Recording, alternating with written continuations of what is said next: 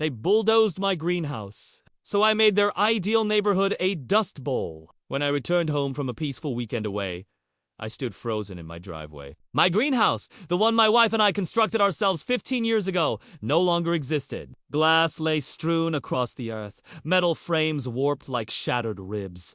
15 years of toil reduced to rubble in a single night. Taped to the wreckage was a bright yellow notice, removed per HOA environmental standards. Non-compliant agricultural structure.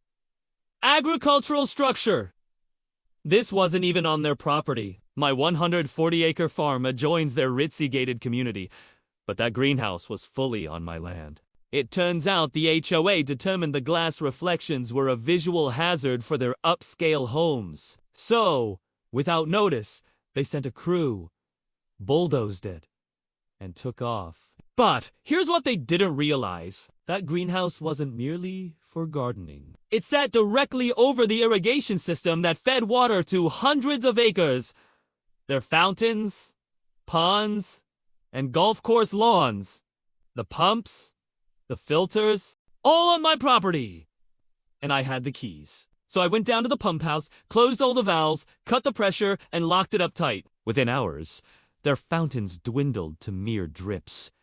By the next morning, the ponds were muddy pits. By day 2, their green lawns had wilted to brown. By day 3, whirlwind clouds of dust blew down their clean streets. That's when Gary, the condescending HOA president, arrived at my gate, dust covering his designer polo shirt. "You can't do this!" he choked. "You're killing property values." I smiled. "So did you, when you killed my greenhouse, my food garden, my property." He threatened me with lawyers. Too late! I'd already filed a police report for illegal destruction of property. My lawyer was preparing a lawsuit for damages and lost income. And the cherry on top, I'd already sent aerial photos of their dying paradise to the local news. By day 4, chaos ruled. Dust blanketed their mansions. Pools filled with sand. Tourists canceled resort bookings. Insurance companies demanded answers. Their exclusive paradise looked like a wasteland. The HOA panicked. First, they proposed to rebuild the greenhouse. Too late! Then, they proposed to pay cash. Not enough. Lastly, they pleaded. So I issued my demands. Rebuild my greenhouse. Double its size.